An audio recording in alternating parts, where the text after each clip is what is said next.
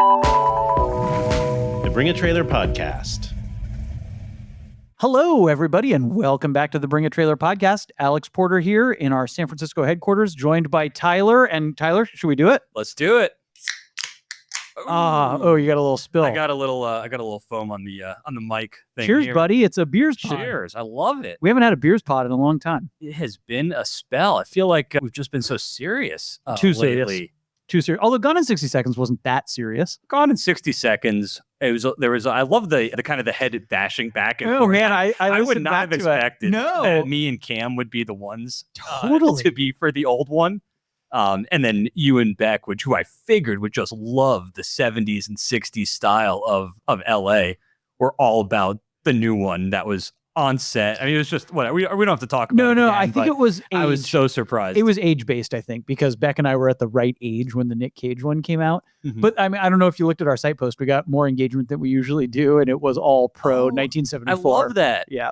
I love when that happens. I love when people chime in and kind of give out what they think are the best ones, and always fun to see who they kind of agree with. I think Cam and I may have had a few agreements. No, you guys got by far the Did most we get support. the most? Oh yeah. Although I will actually want to say a lot of people liked the new one more than what I was expecting. I was just thinking with our crowd, everybody would be all about the original with the blue plates and the black plates, and a lot of people really liked the Nick Cage one. So I mean, props to our friend Nick, and props to you guys. I think what it is, and this is kind of a secret for me, at least a skeleton key for me. A bad movie that's fun is kind of my favorite kind of movie, right? Well, like you a can just fun bad relax and movie. enjoy it. Yes. You know, it's a little harder for me with car movies because you tend to like look in, but the movie wasn't super inaccurate. It wasn't like inaccurate in an annoying kind of way, but it was just a good movie. And like you and I always kind of wax poetic about Independence Day, which is another one of those Perfect movies. example Or of Starship Troopers. Totally. I mean, these are movies that are probably terrible, but Yes. they're just so good. Armageddon, dude. All of those, that era, because again, that's when I was like mid to late teens, all that stuff from about 95 through about 2002 or so. That's all the stuff I love because those bad movies were when I was going to the theater all the time as a teenager. Yeah. And I mean, you know, you're talking about CGI. We talked about the final jump in Gone in 60 Seconds being CGI, but really in 2000, you were still getting sets and miniatures, and you were still kind of getting a lot of realism too. You weren't just getting CGI. Like now, like I don't know if you've seen the remakes of like the original Star Wars movies, where they've kind of like redone them and they've added a ton when they added all the things in. Yeah, Of they added a course. bunch of things. It's Dude, are you weird. too young for... They re-released them in the theaters in 97. The original trilogy were re-released in the theaters. I went and saw I all would have of been, yeah, them. maybe. And so I was, let's see, I want to say it was 97 or 98. So I was like 14, 15, and they added in all that CGI stuff, including the Jabba the Hutt scene in the Jabba first the Hutt one. scene is the most noticeable, Yes. I think. And then the Mos Eisley Cantina scene, which is just totally weird with CGI aliens and not. We were so hungry. Those of us who were Star Wars fans were so hungry for Star Wars content that we would go see the originals, and it was a huge deal to just have a few minutes of new footage in them. Because I mean, now you're drowning in Star Wars content, Yeah. right? Disney has produced more Star Wars content than you could ever watch. Yes. But back then, it was just the original 3 movies plus like the fan stuff that had been created. You know, they like. I would love reading my, you know, they made like the Star Wars encyclopedia and like would show you all the ships. I and had some stuff. books from the X-Wing series. Hell yes. Man, I wonder actually how big, if you actually look into it, how big the Star Wars universe is. Because Oh my God, with all the it's- books and the action figures, You can't keep It's up. massive. Part of what for a young nerd like me, and I've lost some of my interest, is, and I faced this with cars a little bit too, to bring it back to our subject matter here. Star Wars world in the 90s and in the 80s was small enough that you could hold it all in your head. And there was a lot of gaps, right? Because it wasn't explained. yeah, They you hadn't had created all your this content. favorite of 3 movies. Totally. And you got to imagine, like, well, how does the Galactic Senate work, right? Like, you got to have some mystery in it. Why did they build the same vent in the Death Star twice? Huge design flaw, right? Right. So anyway, I think with cars, it's the same kind of thing. It's such a big world. A lot of people end up getting into one little niche here or there. Mm-hmm. But in the old days with Star Wars, man, it's like you could get your arms around all of it. Yeah. And that's gone. That's gone Yeah. now. That's, you know, I have that experience too with cars. I mean, I grew up being really kind of Corvette centric, being from the New York area. I mean, Corvettes kind of reign supreme in that area, like Long Island, parts of Connecticut. It's kind of Corvette central, really. And then as you start moving into other places, it's just amazing when you start to open your eyes to other aspects of this hobby. And it's like, oh man, like Mustangs are kind of cool. And all of a sudden, like Alfa Romeos, we never saw those floating around. And then Ferraris, I got really into Ferraris after a while, just because you experience new things and you start to learn what you like and what speaks to you. And it's just amazing when you meet a new car for the first time and it just speaks to you and you're like, wow, I did not know that this existed or that this would be so meaningful to me, but now it is. It's totally different than what you usually like. I'm not sure I knew that was your Corvette origin story. I don't think I've ever picked your brain on why you wrote your Corvette book, but that must be the origin of it, right? Yeah, the origin is my parents' Corvette, which they got in 1980 and still have.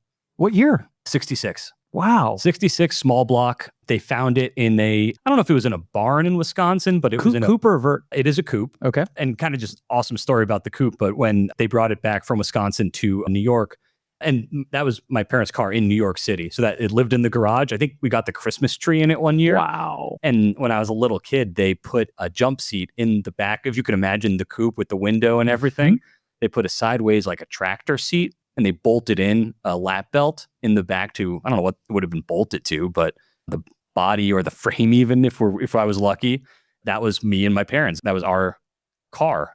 Wow. And you would just drive around with me in the jump seat facing sideways. If you can picture the. Do you remember it? Oh, yeah. Up to what age could you fit back there? The age that I could fit back there came before the age that I stopped riding back there. Okay. So there was a couple of years when I did not fit, but it was still that was still our fun thing to do because I was probably 5'10" by 6th grade or something. Wow. So at some point, yeah, it kind of got a little cramped, but you still did it because it was just so much fun. Is it a 4-speed? Tell me more about the car. Power Glide. Okay. It's a really fun car. It's kind of a little bit of a Bitsa car. We kind of have done some research on the numbers, and it's like an amazing, amazing car, but I don't know what level of NCRS certification it would receive, if any. The cops may even come knocking on your door saying, hey, where'd you find this VIN? But no, it was a fun car. My dad bought it in Wisconsin in 1980 for my mom, which I think we all know that means he really wanted the car and he wanted to feel good about it. So he said it was for her. I think I've seen her drive it once, maybe. Interestingly, you buy any vehicle in Wisconsin now or back then, and the frame might be shot. And that was the case with this one. Oh. So in 1980, a 66 Corvette would only be 14 years old, right?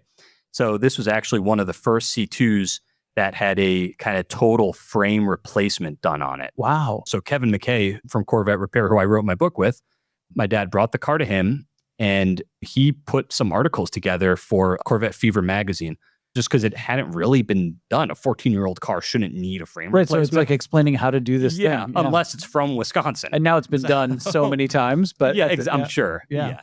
So anyway, so the frame, we had a whole new frame put on it. A little bit of like not a restoration by any means, but kind of just like some work to make it work, brakes work, engine work. But it's a 327, 300 with Power Glide. 300 means single 4-barrel? Single 4-barrel. Yeah, okay. It's got air conditioning, which is kind of a neat feature. Power windows, power brakes, power steering. So between all these kind of power things, the air conditioning, you can kind of imagine this may have been sort of a country club type of car. That's kind of what I picture. Mm-hmm. The original owner in 1966 being kind of like classy, fancy, but doesn't really need a sports car. Yeah. Just wants in American cars, some comfort, but a V8, and you look awesome. Yeah. So the car was originally Sunfire Yellow, which is a gorgeous color. It's now silver. It's been silver for a while. Originally black vinyl. My dad had it retrimmed in black leather, which is significantly better, I will say. I was actually sitting in the Alfa Romeo. I took a meeting in the Alfa Romeo, the Giulietta downstairs. Oh, wait, Randy's rally car? Yeah. Okay. And I had never been in that car before, and the leather seats in that are incredible. I was kind of blown away. I was not expecting to get in the car and have these like beautiful, soft, supple. What made you choose that car as a conference room? Normally, you sit in the RS4. I feel like I do like the RS4. It's comfortable. The R5 smells like gas. You don't want to be in there. I learned that the hard way. Actually, I love that you had the same experience. One of our colleagues, Will, and he's a huge Alfa Romeo fan, and I had a meeting with him today. So I was like, let me I try to pick the car based on who I'm Oh, good for meeting you. just because I knew. So like I started with the R4 when with one of our colleagues, Jack Easter, who's a huge Audi fan. He has an RS8, and I was like, you know what? I think he'd like doing this. So then I started doing that. Whoever I'm talking to, I try to choose a car that. Good. We've got such a wide variety. So many to choose from. Does the AC work on the Vet still? Oh yeah, Heck yeah, dude. we had it converted to R134 Great. not terribly long ago. Oh, and the other neat thing about, or interesting thing about cars from that era too, you have to replace a lot of the seals probably with Viton just for modern fuel. So that was kind of a crossover. I don't know if you've experienced that with any of your older cars. I always wonder, well, my oldest car, my Cord, was built for leaded gasoline, but when the engine was rebuilt, it was set up to just run on the unleaded that we have now. I don't think I have any cars that are old enough that would require additives or anything changed. I do hear all the time people talking about how all the ethanol and gas now is like probably mostly it. Yeah. Because so many of my cars sit now. So I'm starting to get a little bit more paranoid about, ethanol heavy gas sitting in the fuel tanks. But I think particularly in the fuel lines is the problem, right? The rubber fuel lines. Yes. And also in carburetors, it can gum up. Bowls. Bowls. Jets. And the jets. Yeah. So in motorcycles, it's actually a huge problem just because the size of the jets and the bowls are like my CBX has these little carburetors for these little 125cc cylinders. And so it's like if gas sits in there for more than 3 weeks, it won't start. I have to clean everything and up. People complain about it in California, but I think most states have ethanol in their gas, right? Some think have I think they have a higher percentage in some states than in California. The South, the Texas, New Mexico, Colorado, a lot of times you'll find like 15% ethanol, which you can notice a little bit of a running difference. When I had my 94 Corvette, so a lot of places will sell you marine fuel, which is non-ethanol. A lot of rural areas also have non-ethanol for tractors and other implements, types of equipment, which are necessary for that. So when I was living in Wisconsin, I had my Corvette, and in Connecticut, when I had it, there was just really little access to non-ethanol fuel. When I moved it to Wisconsin, I started using non-ethanol fuel. I got 2 more miles per gallon, and the car is significantly faster. Wow, that's really interesting. And I think it wasn't just the fuel difference, because obviously cars nowadays are very fast, but I think it was just because that car was made for that fuel. I think it was tuning, rubber components. I think everything just seemed to work a little bit better on the fuel that was available that year. Amazing. Should we talk about things on the website? Was that enough BSing? Did we do enough BSing there?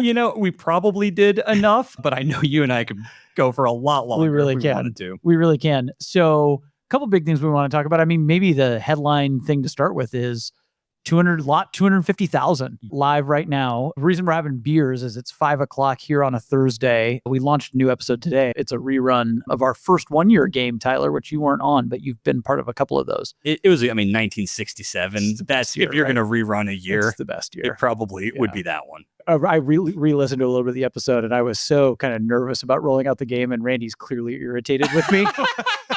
It's pretty great. I was loving that. Totally.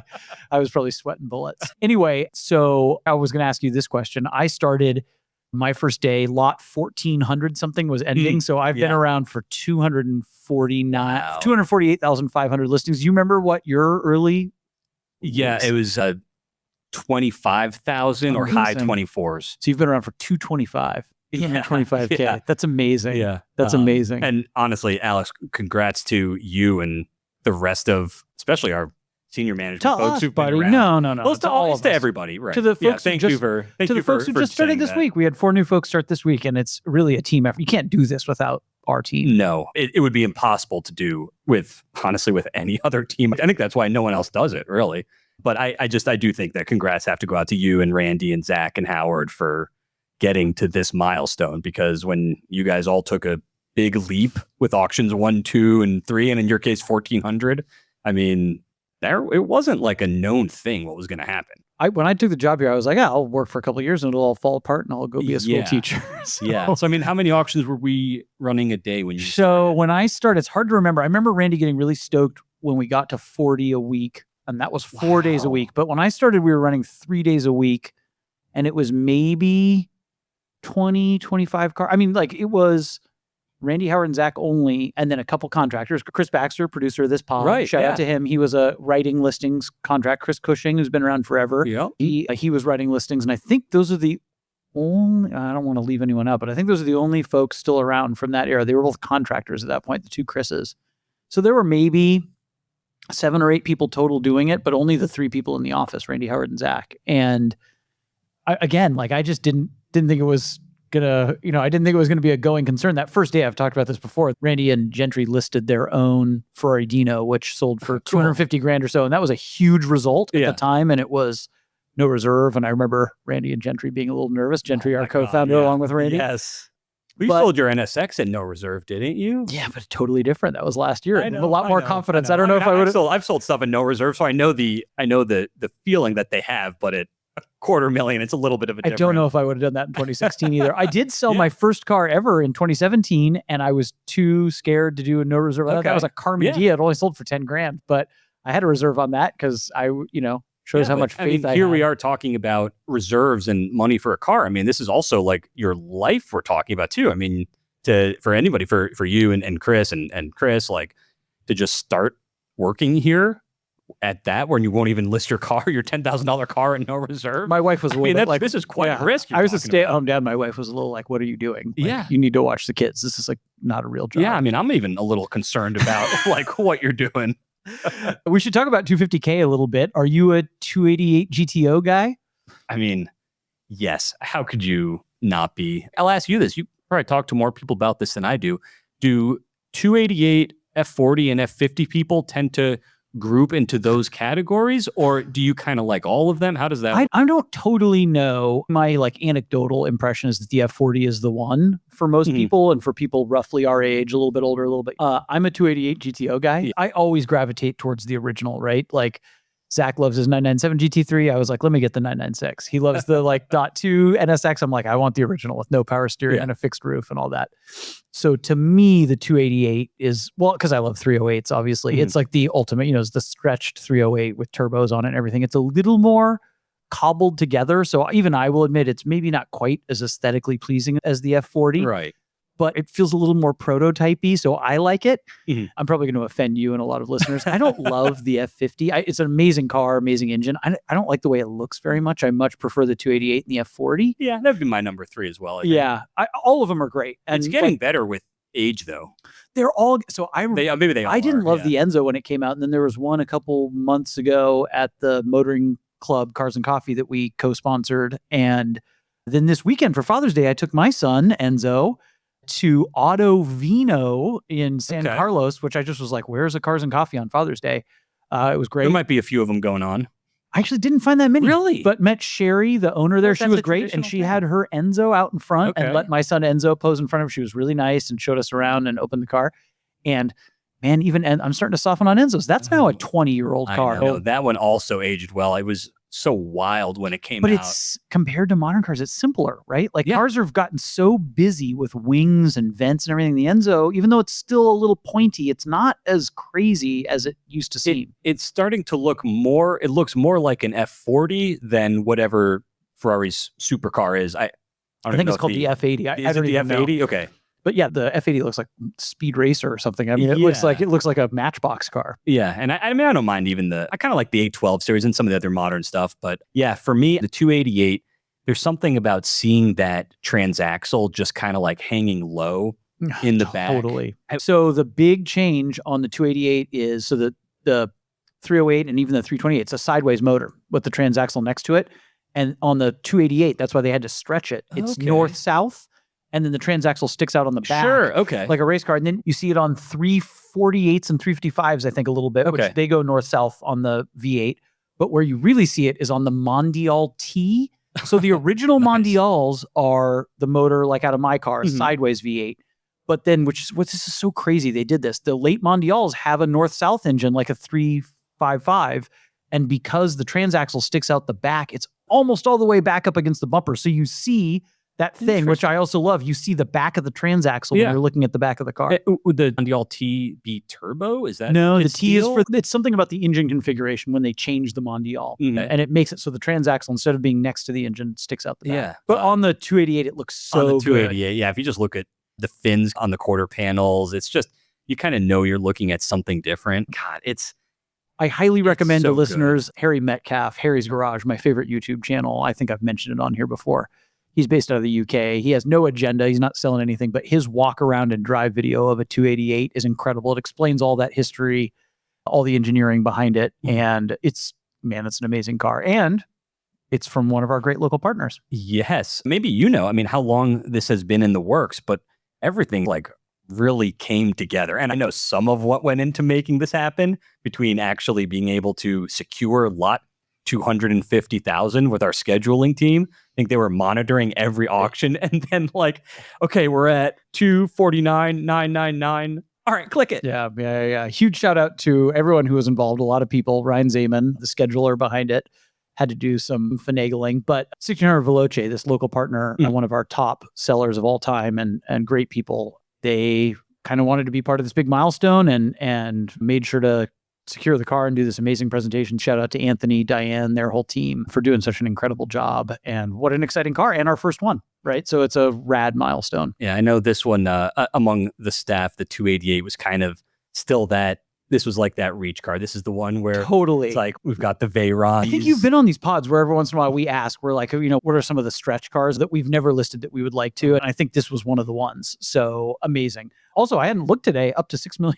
Yeah. It bid to $5 million almost immediately. I blinked and these things went up in value by like millions of dollars.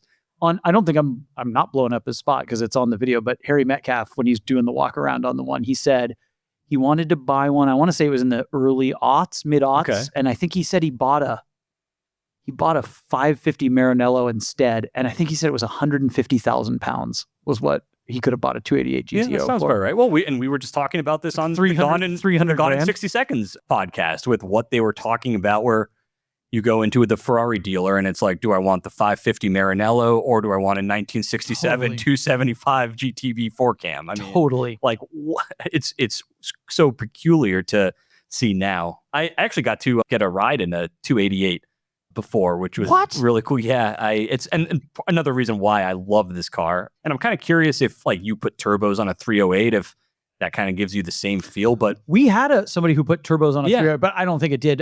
Again, in that Harry's garage video, he talks about how, because this Enzo's still around for this one, they pulled in I think he was a Lancia designer who was an early turbo expert and maybe had worked on the Stratos motor. I can't remember the total story, but he came in and kind of helped develop this. And if you look at the layout, the turbos are like pretty far away from the motor themselves, and they're independent, one for each bank, and there's intercoolers over the top. It's almost like when you look into it, and the whole rear clamshell opens the opposite way of a 308. They had to totally change it, but you could almost explain turbocharging to somebody by looking at this one. I love that and that's less the case with the F40. You can see everything laid out, all the plumbing. Can't find one of the turbos on my Bronco. Totally, you can't see it anymore. Them, but I have no idea where the other one is. You can't see that stuff anymore. That's part of why this one's so cool. Sorry, tell me about the drive story. Oh, it was a quick rip in Palm Beach, kind of a perfect setting for that seems about right. Ferrari. Yeah, it was at the Cavallino Classic 2010, and it was just great. The guy that restored the car gave me a ride in it, and it was like really docile, under, let's say, 3,500, 4,000 RPM, just cruising around. But as soon as the turbos turn on, because it's on-off turbos in the 1980s. And as soon as they turn on, I mean, you just get sucked back in your seat. And being in other fast cars just doesn't compare to being in a car from the 80s that's that fast, because it still has that mechanical feeling and the way the suspension is. I mean, I don't know what the 0 to 60 is, but let's say you get in a C8 Corvette, which I've done, and floored it 0 to 100. You don't get a lot of... It's not that dramatic, feel, right? Yeah, right. You're just all of a sudden, or even I drove a 48 Pista a few years ago, and it was the same thing. All of a sudden you're doing 130 and you're kind of like, how did I get here? And do I want to be here? With the 288, it was like you're feeling every bit of the rawness of getting up to speed. It's really just a most visceral kind of feeling. And I have not had a ton of experience with other kinds of cars as well, but this one just really, really stood out. But kind of like I was saying earlier, where you meet a car and you kind of get to know it a little bit and you kind of fall in love with it. And that's what happened to me on the 288. I love that you did that. What a great explanation of why I love vintage turbo lag. I think it's so great. Where do you stand, F40 over 288? Is that too controversial to ask? Oh, no, I'm 288 all day. Yeah, me too. It's also a lot more rare. Like they build over 1,000 F40s and there's only a couple hundred 288. You're a Ferrari owner, and I'll tell you, there's something, because these are all pretty much red. Hearing that said to me. I know, well, and here's my explanation for this, right? So I'm getting onto something here where, you look at these beautiful pictures of these cars, right? And then, you see one at an event, you see one during Car Week, like, great, cool, it's beautiful. But when you see one driving around town, you're kind of like, oh, like that's a little, like that person really wants to be seen, like a guy, I was having a brunch, I don't know, a few months ago, and a guy parks right out front in a Testarossa, and it's one that I really love. And even that in red was just like, oh, I don't know if I'd feel comfortable. I totally doing that. That's specifically why I did not. One of the reasons I didn't want a red one. Also, there's so many red ones. But like the F40, you drive that thing around and you're going to get, every phone is going to come out, right? 100%. You drive a 288, which may be a better car, and people are going to think it's a 308. Did you see that this one was painted silver at one point? I did. I think it looks cool. It was factory red. But yeah, right. I was going to say factory red, but repainted silver at one point. Apparently the owner at that time had either two of these that were painted silver. Somebody who was a crazy Ferrari collector. Yes. Which I think, by the way, at the time, you basically would have had to have been to want one of these, right? It's kind of before the era when people were buying one of these to speculate on. It was something you'd buy to drive around because you were a Ferrari nut. Yeah, I think you'd have to be. And I don't know what the MSRP on this thing would have been. I'm sure it still would have been very expensive at the time, or how easy it was to get one of these. But yeah, we actually have the picture of it in silver in the listing. Amazing that we're there. I think it's so sick. Huge credit to everybody involved, but also to all of our staff for getting us here. Didn't think we would be here, Tyler. It's amazing. Well, that was kind of my point. When you started at auction 1,400, how do you even when we hit 100,000, we kind of knew at that point, like, okay, this thing works. That was only 3 years ago, buddy. That was only 3 years ago. I know. It was a big deal, but like I said, I just don't think that enough can be said about the folks that kind of started like way early, like even before me, but around me too. And maybe like your early days, 2018, 2019. Yeah, I didn't feel early at the time. Now I do.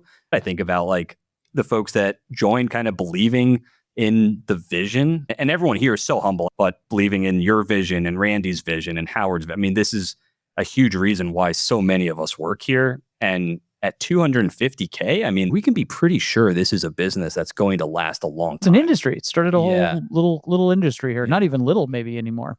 I'm so proud of all of it and of all of our people, and what a way to celebrate it. I'm so stoked on 288. It's pretty cool. What a way. And like you said, with Anthony and his team doing it, because we had that fun advertising situation with Diane's car. Oh, remember totally. That in Las Vegas last year? Yeah. Like, that was such a cool thing. So it's awesome that Anthony's always they're excited to do this kind of stuff. We love Anthony and Diane. Excited to see how that one ends, but already 300 comments and we still got 12 days on it. It's at $6 million.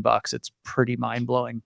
We've had a ton of great bike results too, Tyler. We're 30 minutes in here and I'm like so derelict in my duty for not getting to this sooner. But one of the many reasons we have you here is to talk motorcycles because, it's almost a business within a business. Like we have a viable business on the side of just our motorcycle auctions, and they're not a sideshow because we get some huge results. We were just talking about a couple downstairs, some big ones in Europe recently, which I'd love to talk about. But where do you want to start? Yeah, I think we've got to start with, I think one of my favorite results in recent time, just because I'm familiar with the reputation of the seller. So he's in the United Kingdom.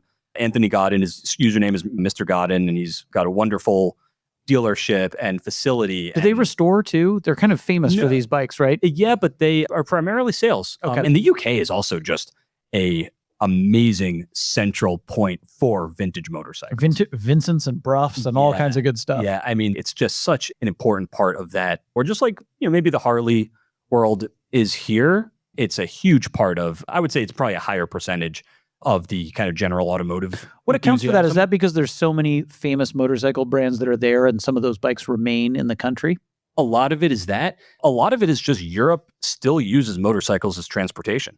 So people grew up riding motorcycles. I talked to one amazing couple, like maybe 5 or 6 years ago. I met them at maybe Amelia Island or something. And there's some big collectors now, but the woman got into motorcycling because she was in the, I'm just going to screw this up, but it was like the Norwegian military or the Swedish military. And she was a dispatch rider on a motorcycle. Like delivering orders? Yeah, something like that. And this was in modern times. So she was my age. And that's how she got into motorcycling. So that kind of tells you a little bit of something about how important motorcycles are in Europe, that their militaries are still using dispatch riders. And, Totally. you walk around any European, I mean, you were just in the UK, which I also want to talk to you about. Oh yeah, I forgot about that. So if we can get to that next, but you walk around Europe and there's just bikes parked all over the street. And every now and then you'll see something really cool that someone's commuting on. And it's like, we never got that in the US, and that's awesome. Like that's a great bike to have here. But in Europe, it's what the guy commutes on. Yeah. My dad, speaking to your kind of original point, the guy who gave my dad his pair of Vincents, one of which was auctioned on site, his first Vincent on site, Tom, his lifelong friend Tom, who still lives in the UK, is a couple of years older than my dad. He's in his early 90s now. He had is it a Model A Vincent? Or what are they called? The very first Vincent. Oh, like a Series A. Series That's what it's called, right? Like it's long before the Shadow or the Rapide or whatever. It would be like a first gen Black Shadow. It would be a Series A. Yeah, and they're very rare. And he finally sold it at one of these big auctions in the UK, right? And there's just not very many of them around. So yeah, he's got history on that. He's had owned a bunch of Vincents. But let's get back to the Ducati, because we're actually it was not a British bike that you were going to talk about. No, it wasn't. But that's the thing. I mean, these European bikes tend to kind of work their way around. You don't realize maybe how not big Europe is until you start seeing what's involved in transporting stuff around. It's like driving. I had that experience driving around the UK. Yeah, totally.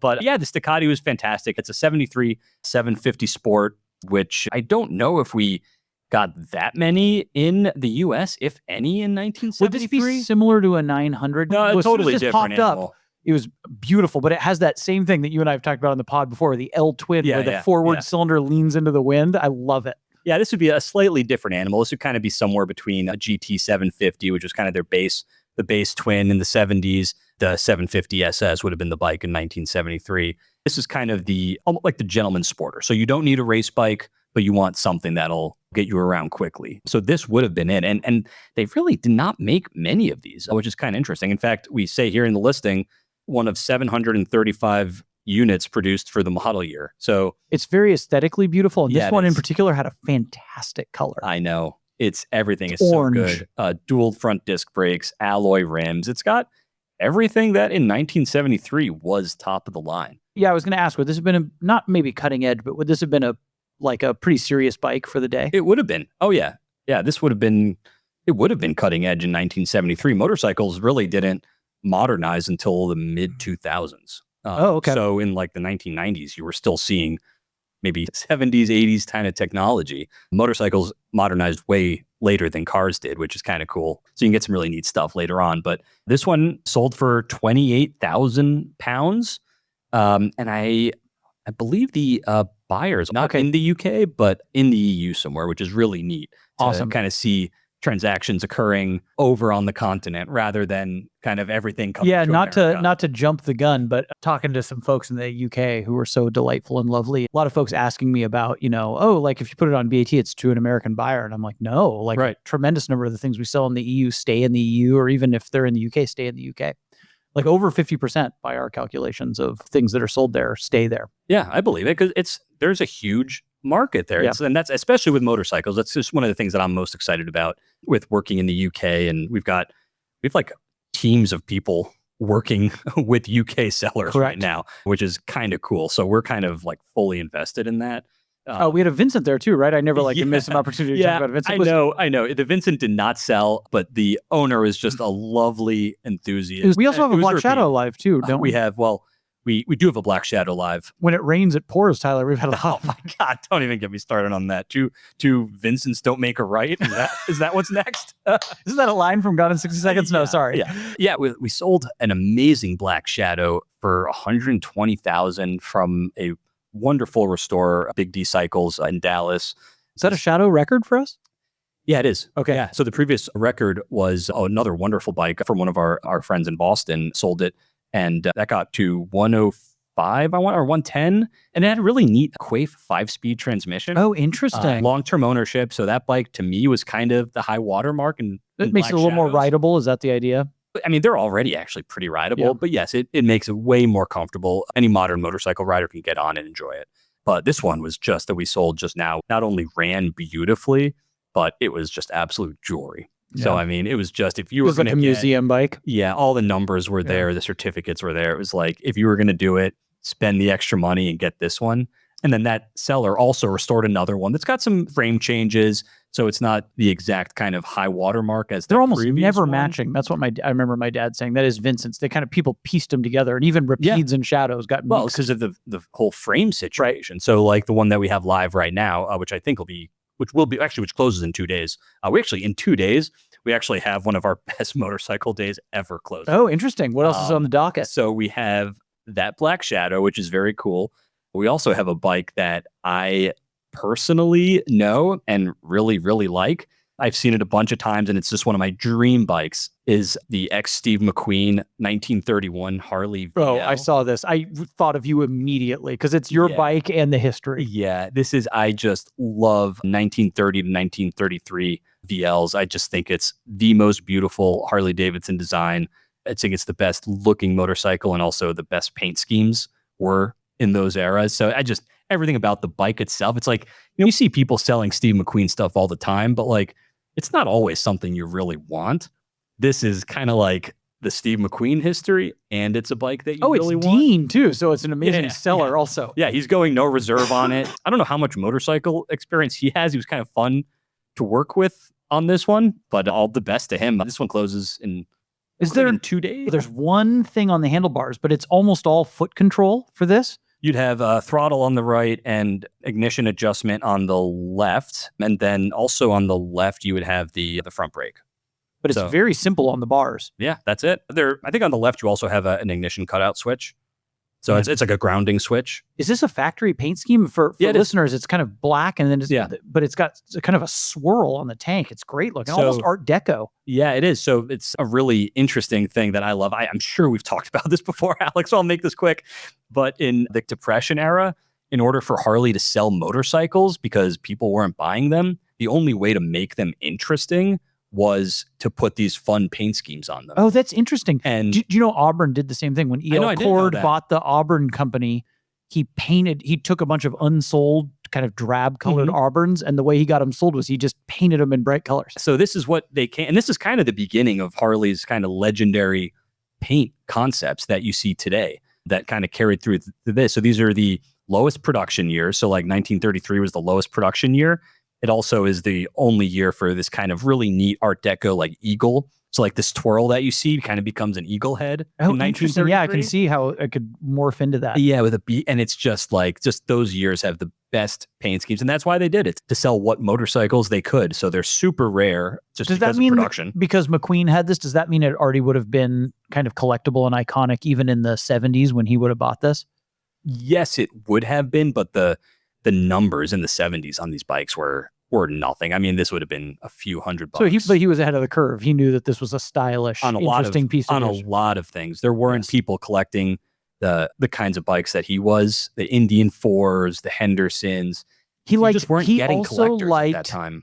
Kind of interwar aircraft at the end of his life too, and he had I think it was a mail wing. He had that was late his first streamlined biplanes, which are similar to this. They're transition technology, right? It's before monoplanes and everything, but I love that he had an aesthetic set. Obviously, he's one of the most famous style icons of all time. Yeah, he did. He also bought a lot of crap too. That was actually one of the things that I loved when I wrote my book about him. That was one of the things that I was most happy to learn about. Was I think it was his second wife maybe was kind of complaining. He went through this period where he was just buying like trucks. So he was just buying and this was in the 60s, right? Or let's say early 70s, even late 60s, early 70s. And he was just buying like these old Ford and Chevy trucks that were just beat up. He was driving to Idaho to get them. And I'm like, this is crap. This stuff's not even worth anything today. But that's what he loved at the time. So he bought a lot of stuff. And the neat thing about this bike and anything that he owned really is that it came through I don't know if you're familiar with this, the 1984 Las Vegas auction. Oh, yeah. Yeah, so that was his estate sale essentially. So that's where all of his automobilia and all the vehicles. There's a bunch. I feel like we see this a lot with his stuff. That's where all these certificates came through, right? Yeah. Okay. Yeah. So this bike has that certificate, and anything that's sold in that auction has the certificate, and it's just because that was his actual estate. That would have been his kids and his wife selling it. Yep. Exactly. It would have been his kids doing it, Terry and Chad. So anything that kind of went through that auction, and there's the catalogs are available online. So you can really have some clear ownership history. And this bike apparently never ran while he owned it. It was a project, and it still is a project. So it's in the exact condition. This bike hasn't been restored. It's just in the same condition that he had it. Not running. I actually think it's awesome. And probably whoever buys it leaves it that way, I'm sure, right? Maybe. I don't know if that adds to the value or what would you do? Would you make it run? Yeah, you have to. These bikes are so good to ride. And if you could ride this thing around to a show or something, you would just have a blast doing it. And it's a flathead. So, I mean, what does it need? Yeah, right. Not much. Hopefully. So some kerosene? It's gorgeous. It's gorgeous looking. I don't want to miss out on the Indian 4. We pivoted away from Europe, but we had another big Europe sale from our buddy Kenan from English Street Classics. That was just yesterday. So that one sold for 80,000 euro.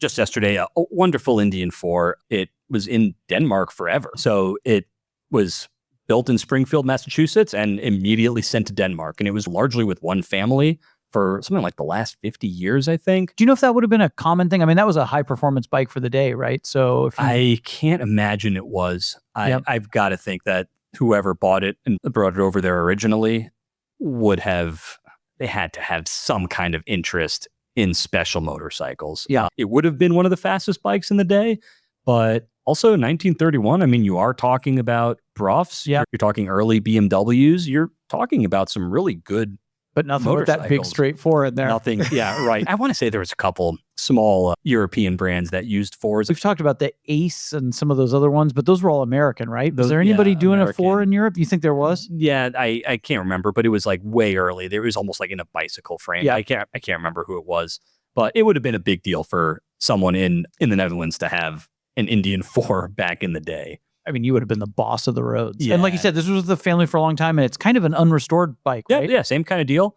Just kind of been sitting in storage for a long time. And that one, I believe, is coming back to the U.S. after almost 100 years. Amazing. And that's one where, again, you get that thing running and you've got yourself a really, really good motorcycle in a really fun condition, too. Yeah. That's kind of the condition that everybody Yeah, you wouldn't want to screw that up too much. You'd want to try to get it running and leave it basically as is if you could. Yeah. So we have that Steve McQueen bike closing on Saturday, which will be after this podcast comes out. We have that Black Shadow we talked about. We also have this CVO Road Glide RR from Harley. Have you seen this thing? No. You haven't seen this? Okay. That's live right now? It's live right now. So we're closing all 3 of these bikes at the same time, which is going to be I'm going to be tuned to my phone watching the app at this time. We actually have a lot of good vintage Harleys live right now. And a lot of cool modern ones too, actually. We're doing really well in the Harley world, which I love. Oh, I did see this thing. Yeah. Sorry, this is like a modern Harley. Yeah, it is. It's a 2025. It's basically a street legal race bike, kind of modeled after the bikes that Harley uses in the King of the Baggers race series, which, before anybody laughs, those baggers are going around tracks within seconds of the super bikes. Wow. They are incredibly fast. I think they do Laguna Seca in like maybe 5 seconds slower, which is a lot in the race world, but not when you consider what you're looking at. 150 pound-feet of torque in a motorcycle? Yeah. And 150 horsepower is a lot for a Harley, too. You have to ride this completely differently than other kinds of, with that amount of torque, right? Yeah, you do. It can get away from you. I bet. It can get away from you, but it's got full superbike suspension, brakes. What do you do with this, Tyler? Carbon fiber. Can you ride this around on the street, or would this be too crazy? It was built to be able to ride. I mean, it's got a Rockford Fosgate stereo system, navigation, CarPlay. It's got everything. Would you actually want to, though, or would it be? I don't know. Okay. I don't know what else you would do with that. I don't know. You'd like to find out, I bet. You'd like to find out. I'd be really curious to know what this thing feels like. Yeah, I'm sure it's scary. I think a lot of people can kind of poo-poo Harley-Davidsons. And I think you put 150 horsepower and 150 foot-pounds of torque in one, and you're going to be holding on. I'm sorry. I didn't totally gather what this is. You keep vamping. I'm going to send this to my motorcycle buddies right now. Nice. This is unbelievable, dude. So I was loosely aware of what this was, and then it came through, and we were looking at it, and I'm like, yeah, I think that's like a $60,000 or $70,000 bike, and, it's a big deal. And then we actually looked into it, and it's like, oh, this is not. It's already at $106,000. Yeah, this is a pretty high-end bike. So it's just really, really special. They only made 131 of them. The engine is a 131 cubic inch Milwaukee 8. And it's just a really fun bike. I don't see a lot of these getting made going forward. This was done by Harley's Skunk Works at their York factory, which churns out some other vehicles, primarily assembly line stuff. So just a really neat bike. It's a halo bike. I mean, this is the F40 of Harley-Davidson. Totally. This is it. Interesting comparison, Tyler. But Yeah, yes, I take your point. Yeah. It's just kind of special. And it's like, what do you really do with it? But you also kind of want one. All these Olins. Yeah, it's cool. It's really cool. Yeah. I remember when people first started putting the Olins piggybacks, when they kind of started mounting them above the fender like this. That was like a custom. That was like a cool kid SoCal type of thing 15 years ago. I kind of remember the first time somebody did that. They had to build their own brackets. They may have even used like zip ties for all I know to get the reservoirs up there to look cool. It does look cool. Now you're getting factory. So it's just, again, one cool thing about Harley is they're always like 10, 15 years behind a trend, but they do actually follow what customizers and builders are doing, which is always fun to see. Awesome. Any other notable results that we should know about over the last few months? I mean, we've touched on quite a few already, but we've just had a lot of, we sold this really cool CBX from one of the top CBX builders and restorers, CBX-Tras. It was a kind of a big bore monoshock CBX, and he put a Ducati single-sided swing arm rear end on it, which was really interesting. We sold a Honda CT70, I think for like $20,000. Whoa. You know what I'm talking about? The little CT70? Yeah, we sold like the world's best one? Is that what we sold apparently the world's best one. Our kind of mini bike buddy, Chris Kramer, has been looking for like the 10K plus sale. And then we just blew that away with a $20,000. $20,000. It's a green one. I've got it here. Is it just like perfectly restored? Is that the deal? Yeah, it's perfectly restored, and it's a desirable color, desirable year. It's got kind of everything you want. And also, I don't think it was overdone either, which you tend to see on these. People tend to kind of make them look like jewelry because they're not crazy difficult to work on, let's say, without offending anybody. They're small. But then that means amateurs probably also screw them up sometimes. Right. You get a lot of amateur and oftentimes good, but you get a lot of good amateur restorations. And I think it's rare to see one that was restored to like a Concours kind of level. Yeah. I mean, it's how you imagine a new one looking or something. Mm-hmm. Man, what a bike. I actually love these. You've ridden these before, I bet, right? I have. Are they as fun as they look? Yes, they are. They are a little small. Yeah, okay. You kind of notice it, but I mean, it would be like riding your moto. Yeah. What is it? Your moto compacto? Moto compacto. Yeah, it would be kind of like riding that. Yeah. Which is fun for 5 minutes, basically. Yeah, and you want the one with the 4-speed. So you could get them with a 3-speed automatic or a 4-speed manual, and the 4-speed makes a lot of difference when you ride it. Awesome, man. What a great result. I'm glad you highlighted that one. Yeah, that was a fun one. I actually forgot about that until you just asked me about that. It seems like forever ago, but it was probably only a few months. Brings me joy, man. Things that make you smile. I was talking to somebody today about, it's so important, to remember that you like cars and you like bikes and to see things that make you smile. Yeah. So, but tell me more about your UK trip. Tell me what you did. So Randy very generously offered me an opportunity to go to the UK on a very quick kind of lightning, I was in the office and that's when you found out you were going like that Saturday. Basically got one of the last seats on the plane. Mm-hmm. Was only there for 2 nights, which is like almost like suicide. Wow, but the big reason I wanted to go, twofold. One, as we've alluded to on this pod, trying to expand our business in the UK and have a couple great partners over there, including a Sports Purpose Garage, James Turner and Rory. Shout out to both of them. They're awesome. I met James when he came to visit the office. Yeah, James is fantastic, and Rory is fantastic too. And Lou and his whole team were amazing and really are doing a great job of representing BAT. They all had BAT local partner stuff on.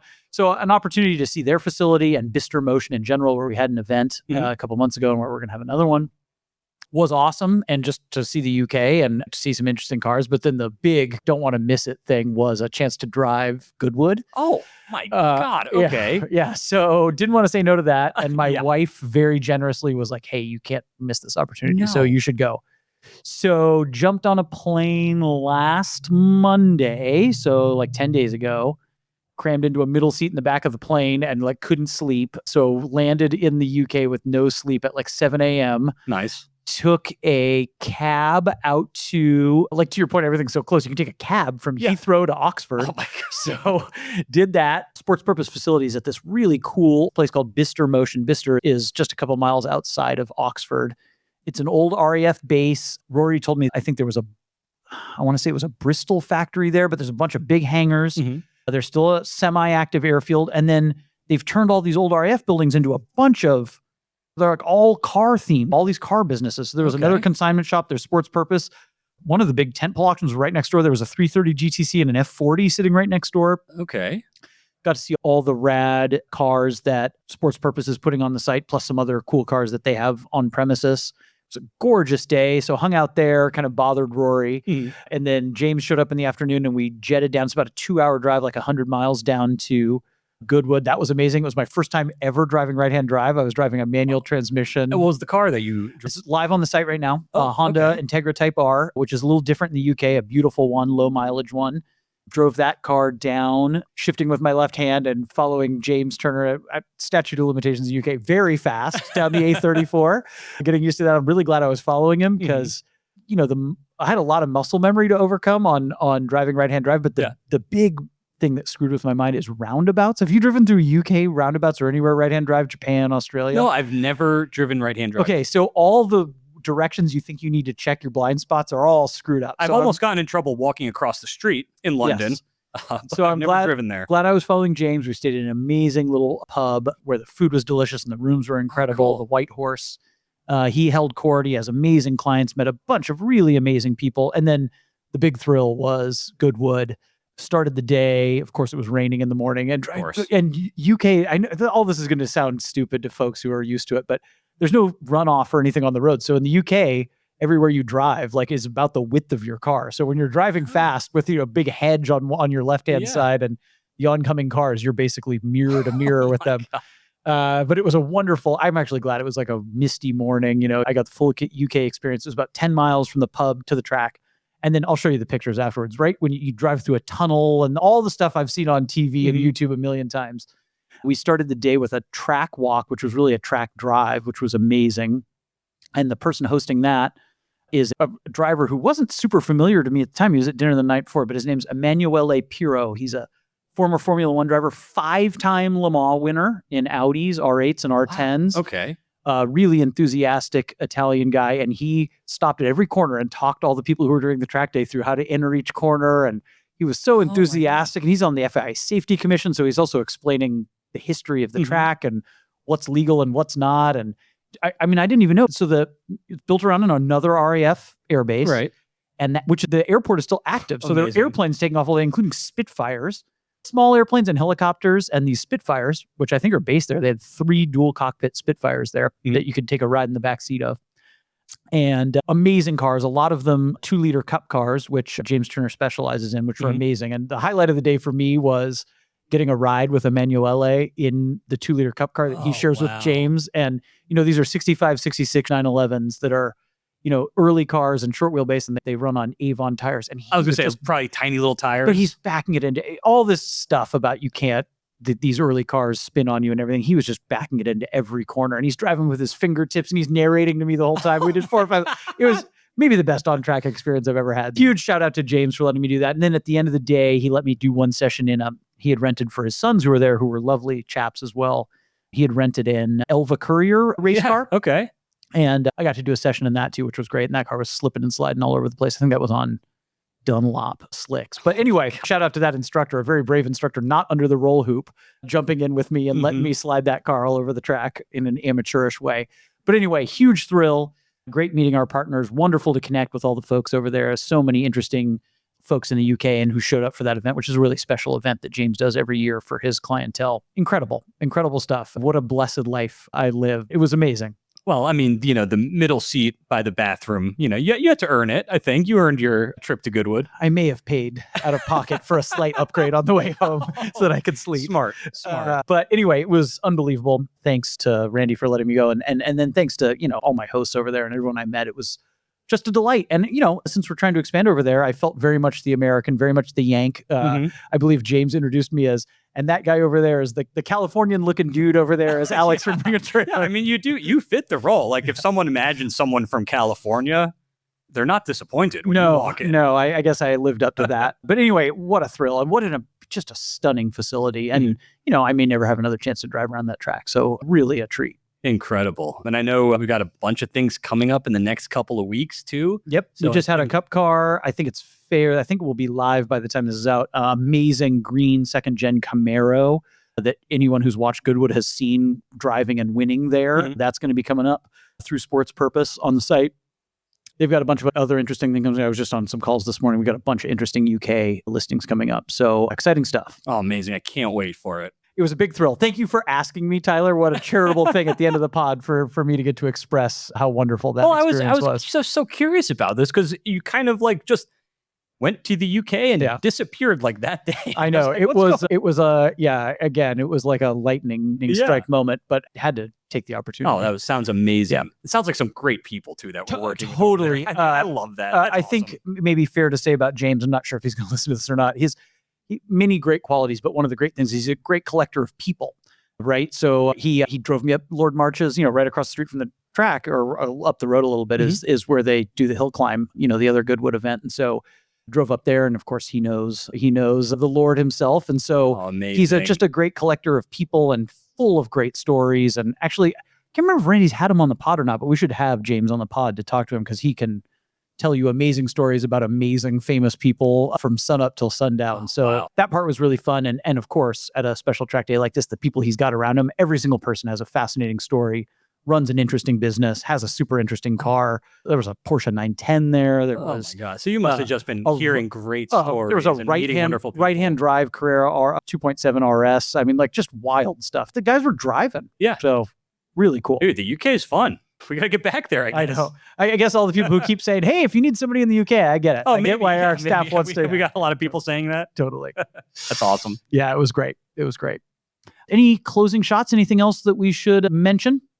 No, we just got a lot of stuff coming up this summer. So I'm really looking forward to, I know you probably will have Randy on a bunch, maybe Howard or Zach kind of going to all these different events. I'm really looking forward to hearing about them. Yes. We've got Hillsborough this weekend, which will be done. Yeah, by the time this pod is out, that will have happened. We've got Road America coming up. We've got a bunch of crazy events. We've got the Rose Cup event with our buddy Matt Crandall with 911 Retromobile, which I'm going to try to get to. I really want to get to that one. So much stuff coming up. So yeah, we're going to have a busy pod season catching up on all that stuff. But we'll have you on again. We got to do more movies. We got to do more one-year garages. And yeah, we'll do a Hillsborough download too. Yeah, definitely. Let's do it all.